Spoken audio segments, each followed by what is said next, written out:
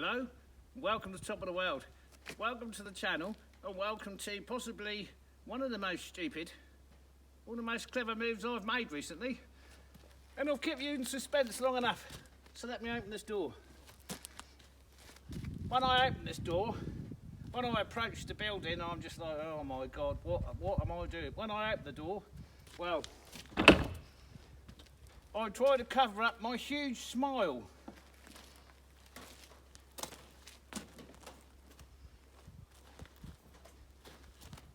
Some of you had guessed. I must be quite transparent, is all I can say about that. Some of you guessed correctly. Let me show you.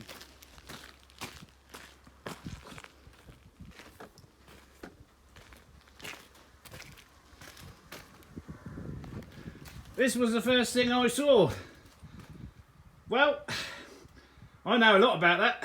Well, I wouldn't say I know a lot about that particularly, but I've started a lot of those. I've started a lot of those in 3 cylinders, like this one, in 2 cylinders and single cylinder.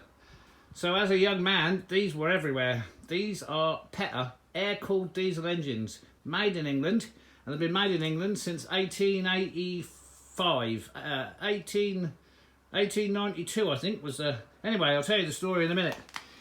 So I saw that, and then I glimpsed that way. Of course, that's a Stamford generator, 3-phase. And then I was just blown away by what I had found. So, the story of this. So at the heart of this wonderful box is this. This is a PJ3 3-cylinder air-cooled PETA diesel engine. Why would I know anything about this? Well, the PETA engine was originally designed by an engineering company based in Yeovil in Somerset in England, and it was a company called James PETA and Sons, and they were formed in 1892, but in 1894 there was 2 twin brothers, and they were called Ernest and Percy PETA, and they basically invented the first internal combustion car in the UK in 1895. And the company then, went on and did lots of wonderful things, and really grew during World War One, and they were making engines for just about anything: static engines, mobile engines, construction engines. So when I first came across a PJ3 identical to this one, it was in a construction piece of equipment called a dumper, and Thwaites made these dumpers, and every single dumper on every single building site across the UK and Africa and many other places had these in. And in them days, and I don't know why, but in the early ones, there was 2 cylinders and 3 cylinders, and they were all crank start. So you can decompress these cylinders, and you crank start them on a single cylinder, and then knock the other cylinders in. Come winter or summer, 2-cylinder, single cylinder, and 3-cylinder PETA diesel engines. You'd find in boats, canal boats, inshore tugs. They were everywhere, absolutely everywhere. There was another manufacturer called Lister, and they did a similar sort of thing. And in fact, in 1985, Lister and PETA combined.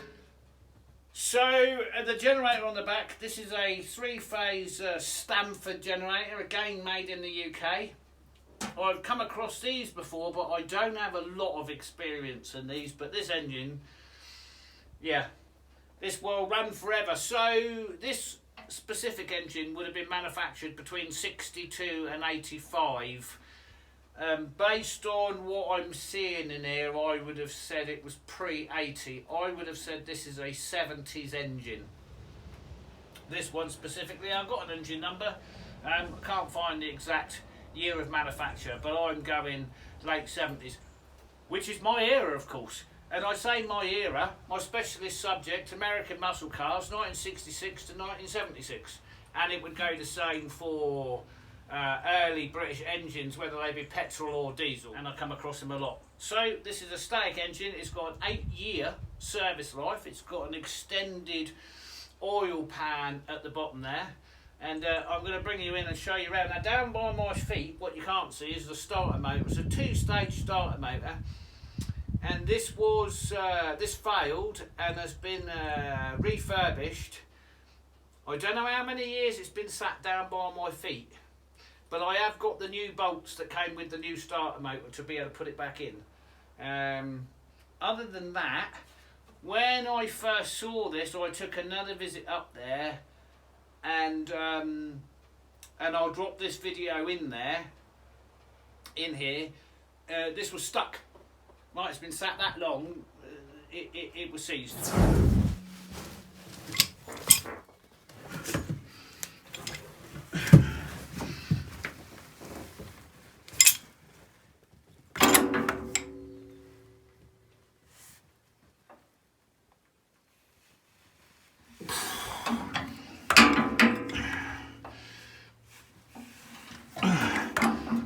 Decompressed.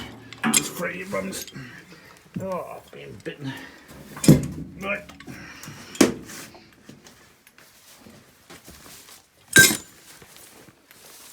Whoa.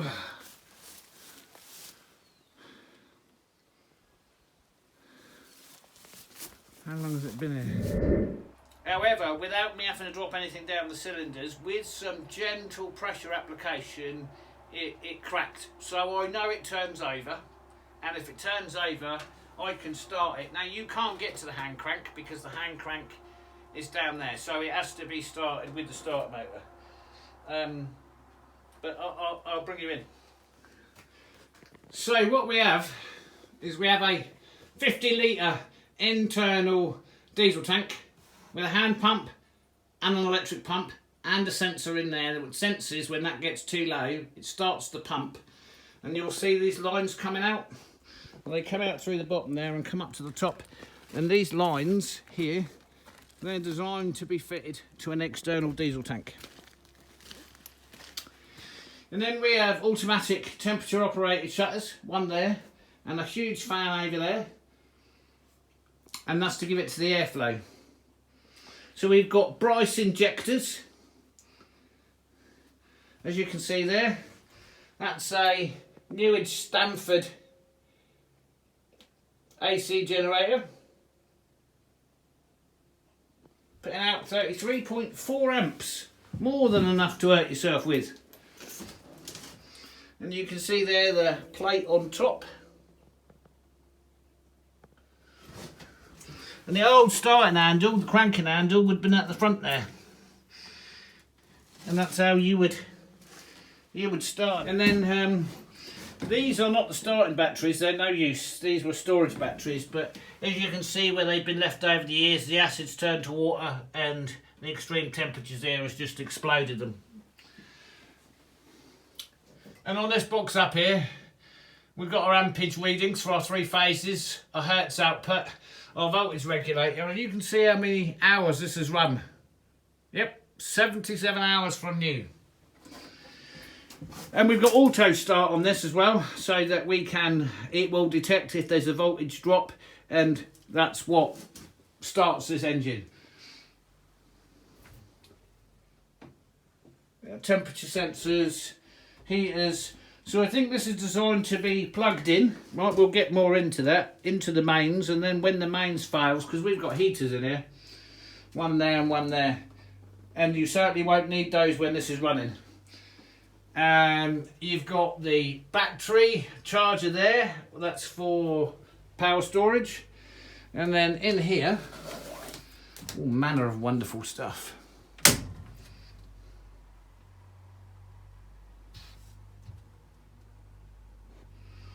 So this is the brains behind the machine.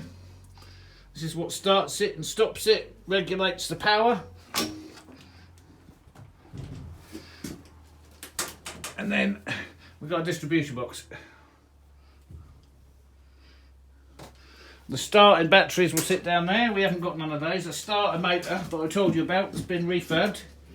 At some great expense, I might add, is laying down there. And all the shutters are all automatically controlled. So if I can get this all up and working, it'll be a good tool. And I'm not seeing any reason as to why I can't.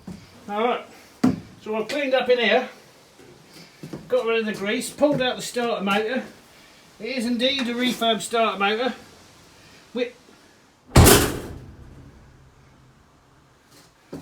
That again. Oh no. Oh, all day I've been fighting with the rain. Not supposed to rain today. And now the wind's got up. What's that dog look?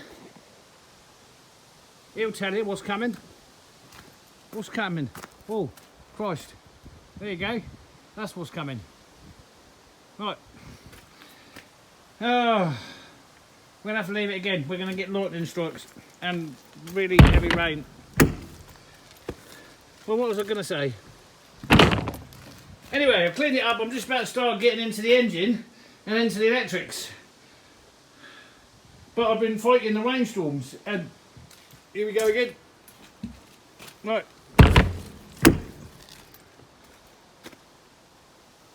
It's going to come. Yeah. Right, I don't know how much of this technical stuff anybody's going to understand. So, I just called the old man just to get him to cast his eye over this, just in case I was missing anything. And the reason for that being, is I thought I knew, because I've got a big cable out here, 3-phase cable, that was used, had something plugged into it. Anyway, that's been wired in there temporarily after the effect. Now, I thought it was wired direct into the phases. It's not. So I've got this block here, numbers from 1 to 20. What I know is 9 to 4 are live outs. Right, that's what I know. And 10 to 20, that's all neutrals up here. So corresponding cable numbers T8, S6 and R4 correspond up there. R4, S6 and T8, and they were indeed fused, and I've removed the fuses. Right, so that was the 3-phase cable going out. They have been removed. So this cable I've got up here goes into the earth, and that one goes to neutral. Earth and neutral being as good as damn it, the same thing here. So I'm quite confident now with everything switched off. Where's my start and stop on the engine? I'm quite confident that I've got no power that's going to come out of this box. And this box feeds internally all the mechanisms that are needed to run the inside of this. So that's all contained. So I'm happy with the electrics now. So the next thing is to insert the starter motor, and I have the new bolts for that.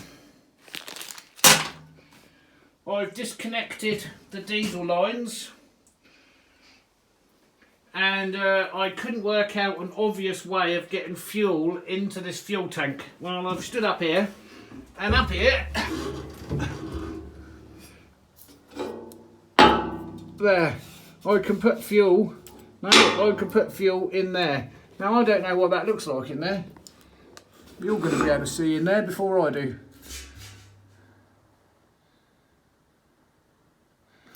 But we're going to give that a flush out.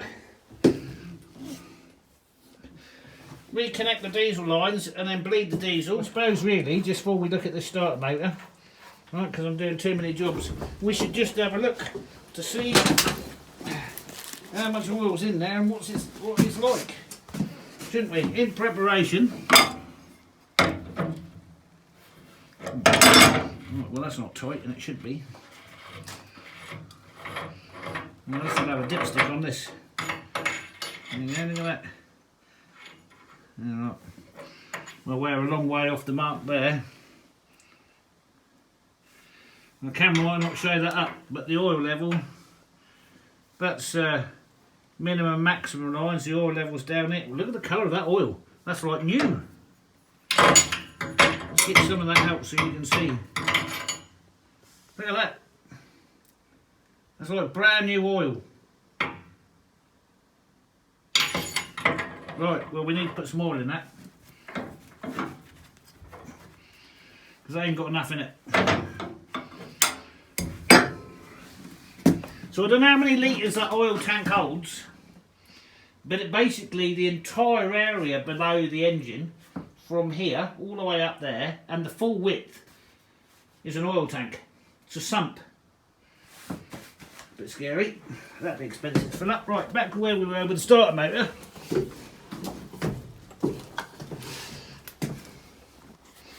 Okay, this is where the starter motor's got to go in there. You can see the flywheel. There. And this is where these studs have got to go in. Looks like it's already got a stud there. I might have to remove that. Alright, well we've got our first potential problem. I've just removed that stud, right? And that's what I'll call a machine thread. It's very tightly threaded. And the replacements definitely are not.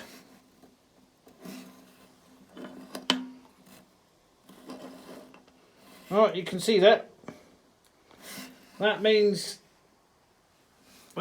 these are what were in there, and these are what have been supplied, and they are not going to screw into there.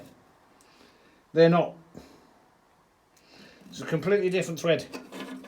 A completely different thread. So there's problem number one. These new studs I've got that have been supplied with a starter motor ain't going to work. Alright. So, thousands of bolts later. So let's talk about this.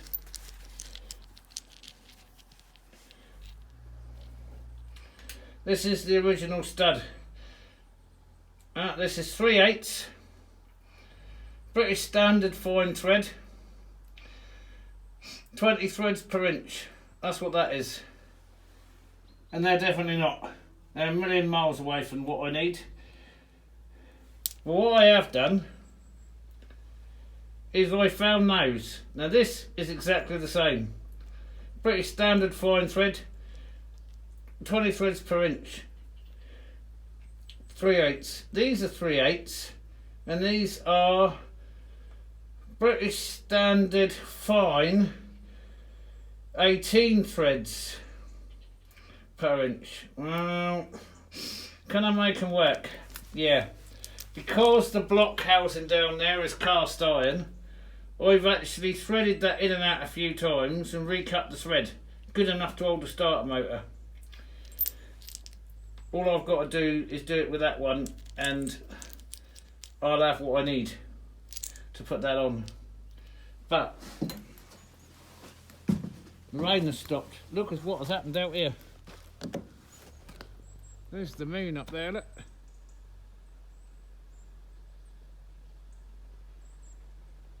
And there's the sun over there, which makes it about 0800. Look at that stunning day now, look.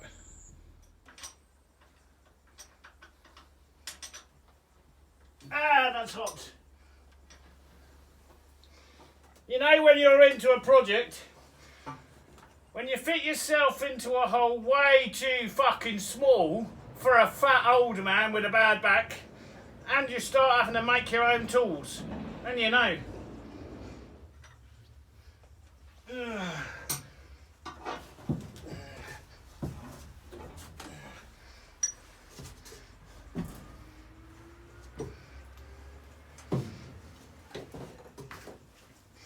So the bottom bolt on the starter motor is giving me the arse, so I've got to take this wing spanner and grind it down even more. There's a very fine line between grinding a ring and how much strength you've got left in it. Anyway, back to the grinder. Right. It would appear I haven't ground it down enough. Let's go do some more. It's getting a bit thin though. It's going to snap. Oh, getting down there is no good. That hurts.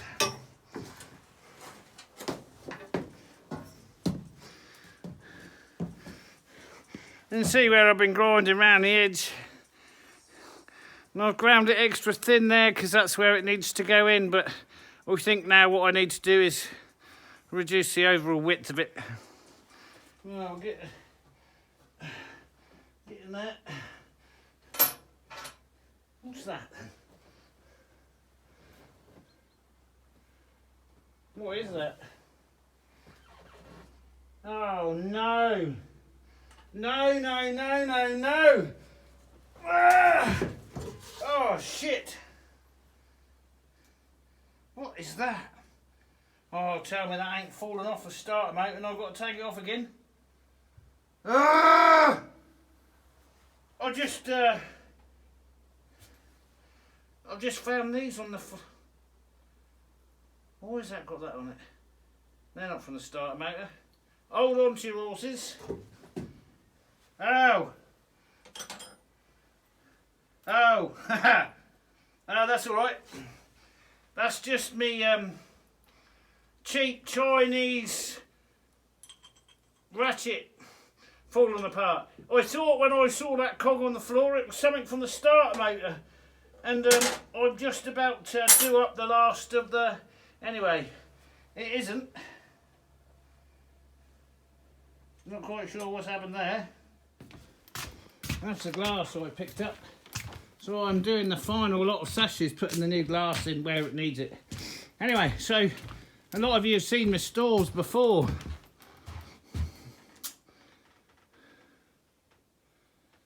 This is where I've got the nuts and bolts. Now then,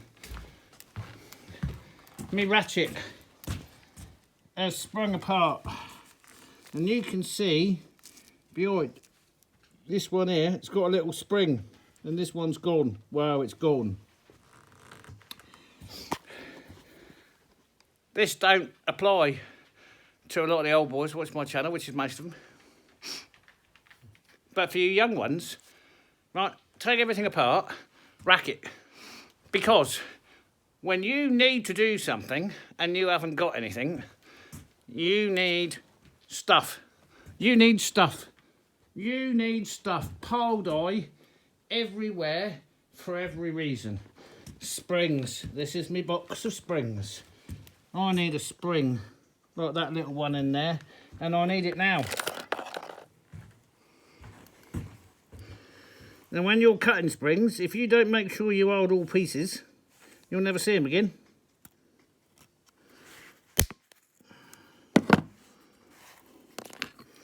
Right.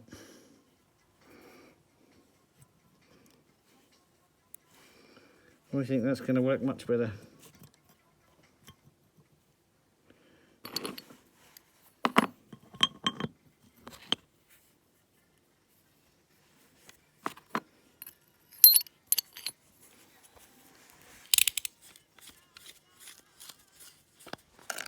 Put all my springs away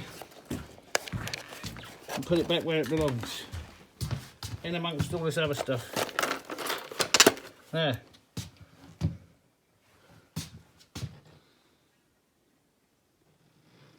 Everything. I'll do a tour of this place one day. See now these are sitting there. Right, been waiting for ages. These are for the boiler room and the wood room. It's one of my next projects.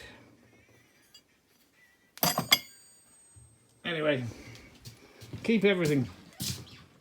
Stack it, floor to ceiling. Okay. Now we can continue. The starter motor is now wired in. Ratchet is fixed. Starter motor on. Wired in. Alright. Now we've got to deal with battery and fuel. Alright, I'm a bit stuck. So the diesel pipe's held up and I've bled everything to this top lead screw here. Now this is an electric shut-off valve to shut it down, and I can't get past that. I can't. So I've got a battery in place, and I've got no power feedback to this box at all. So the electric shut off is controlled by this. Now what's interesting about that is that's got 24 volts on it. Anyway, it's a beautiful day, look. I've got to go and paint some window frames. I'll have to come back to this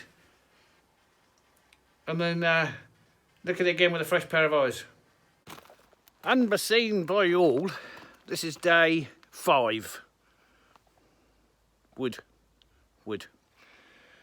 So it's Friday. You've all been watching the last 2 videos. Controversial as the second one may have been, because I didn't show you what was inside. Anyway, a lot of you have guessed. Well done. It's transparent. It's obvious. Is it? I don't know. But you've guessed. How am I doing? Well, I haven't been able to work on it 15 hours a day for the last 5 days. So I've been putting 4 or 5 hours in, and one day I couldn't touch it at all because of the rain. And it's coming again. It's also dark today. So, yeah, where are we now? I don't know. The 3rd week of August. And, yeah, it's getting dark. The whole place inside is dark. And I'm getting wood in because they've now forecast a continuous 5 days of rain. Now, I'm glad it's August, because if it was October, we would be finished. We wouldn't be able to move. Okay, this is really giving me some grief. I'll show you why. Okay, so the learning curve. As I've explained, that's the fuel shut off.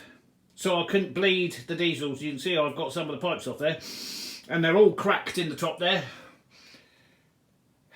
So I rigged up a single battery, right? And it kind of worked, and then it stopped working. And then, as I was sure, because I'd seen in here, there was numerous indications that it needed 24 volts. Remember we looked at that? Right, it does need 24 volts. It definitely does. And I also need this relay, this relay, and that relay to open all at the same time. Because these relays, right, allow you to start the engine. I also need that relay to work to be able to turn on the fuel. So what have I learned? A lot. But this is running the 3-phase and 24 volts. And that's the first time I've come across that, which is quite interesting. It just means you've got to get your brain into gear and understand what you're doing. Do I understand it? Yeah, I'm 80% there. I'm 80% of understanding what every single thing in that box now does, and the associated box next to it. But none of the associated boxes, including the fans or the opening vents, are going to work until I've got either national grid power into it, which I can't do, or I've got the generator running, which I can't do. Right, that's our 24 volt system hooked up. And we're going to flick this switch on, and you'll hear this click. Where are we? There. Right, that's fuel open. Also, let me show you. Right, so that's on, and then I can show you what happens up here when I switch this switch. Nothing.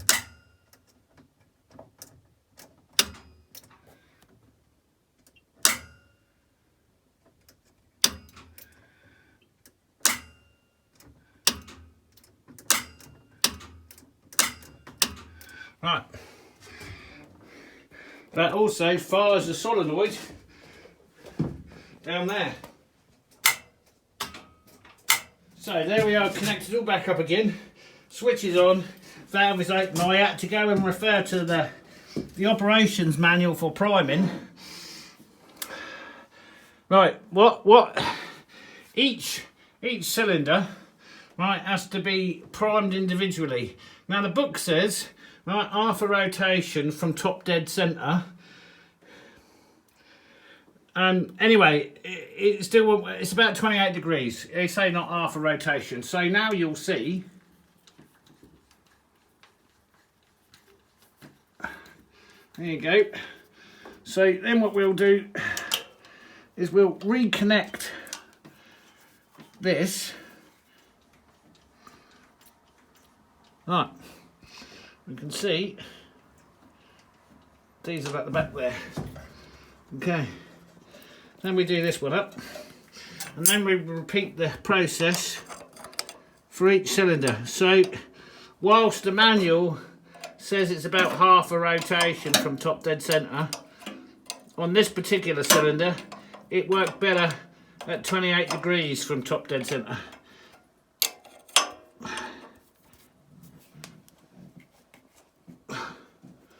Okay, I'll undo that one. Now I need to, I've got my grips on the front crank. That is where you would normally start it. That's how I'm rotating the engine. And I've got my compression fully up, which means I'm decompressed on my cylinders. Right, let me move it around and then we'll do it again. Right, cylinder number 3, or the centre cylinder, depending on how you want to look at it.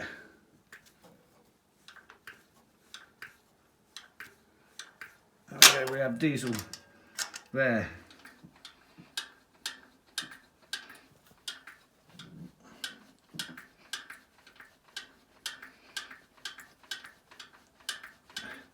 There we go. Nice. There we go.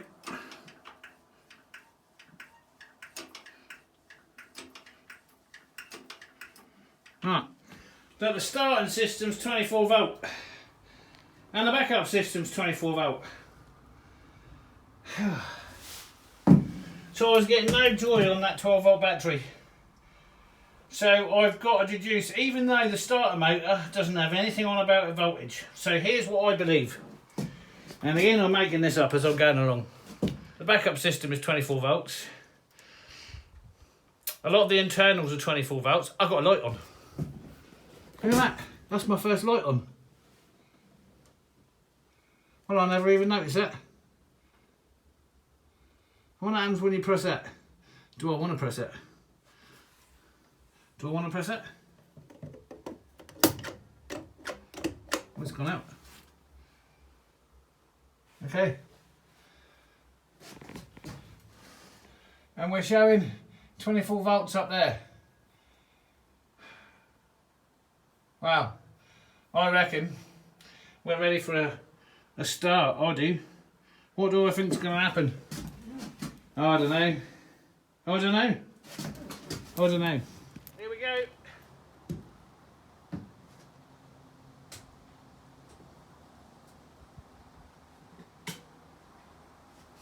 Contact.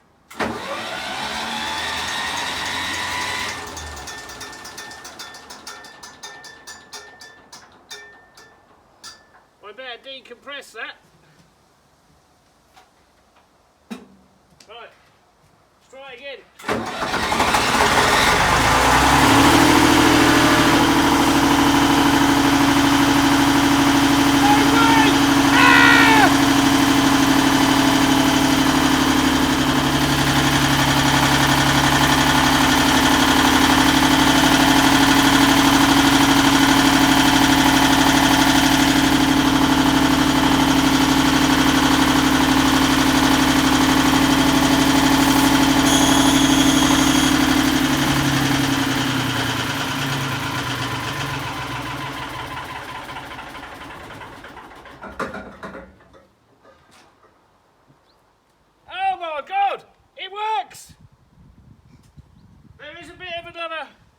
There is a bit of an anomaly going on with the batteries, which is not good.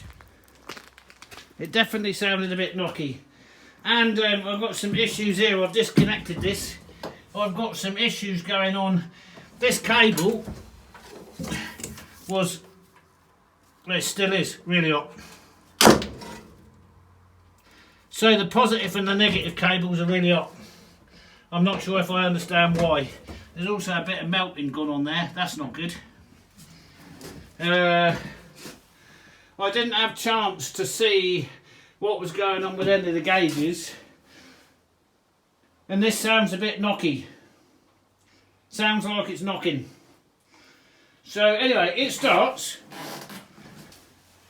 And it started straight away. I mean, just, can you imagine? 15 years. And it just started. Huh. Now I know it looks clean in there because I've done a lot of work in there. Anyway, we got an additional problem with the starting setup. It's definitely a 24 volt start, but we had some overheating going on. I want to listen to that knock again. I don't know if it's low down or up top. And I would have just started it again. But these battery things here. Something's going on with these batteries. Well, I know it runs, but it knocks. I know the 24 volt system, starting system, all the cables are hot. But what's worse, and what's way worse, is when I got round here, the starter motor was too hot to touch. Right, that's a new starter motor, or reconditioned starter motor. I could just about touch it. So, and of course it hadn't even had a chance to get any oil around it. How do I feel about all of this? Don't know. It's a lot of work so far. It's a lot of time investment. It's 1 week gone out of my 16 weeks, and now I've really got to push hard. So, am I going to try it again today? Do you know, I've got a feeling, I just feel like saying fuck it and going fishing. I do. And it's Saturday at 16:30, and I've had to do more important things today. I've had to be doing windows, and I've just put down 11 cubic metres of wood into the cellar, which is the last of the wood up here. However, I didn't stop thinking about this. I was editing the video up till midnight, but prior to that, you know, Friends. You've heard me talk about Friends before. I've got an unlikely... Is it? No, I don't think it is. Anyway, he's like my brother from another mother.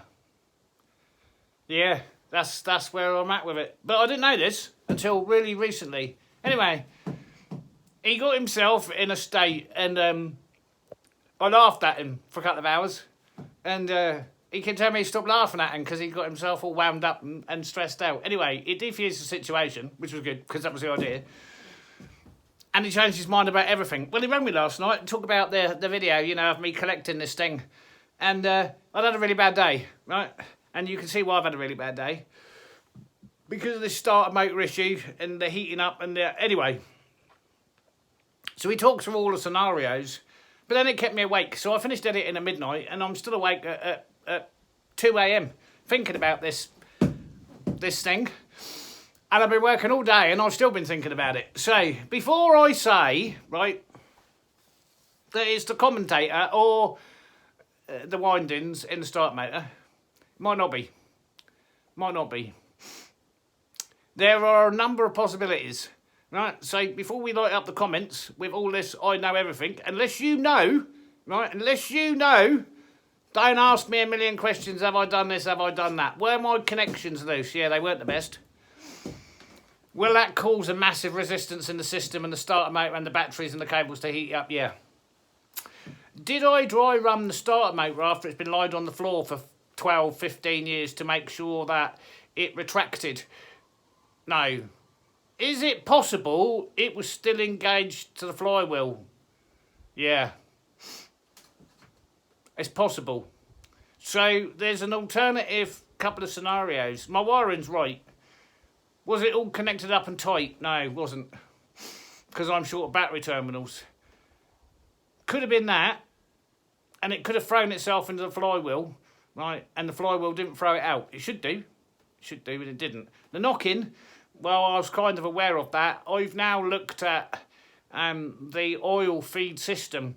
And it didn't run long enough to pump oil around that engine. Is that knocking going to stop 77 hours on it? Yeah, probably. So...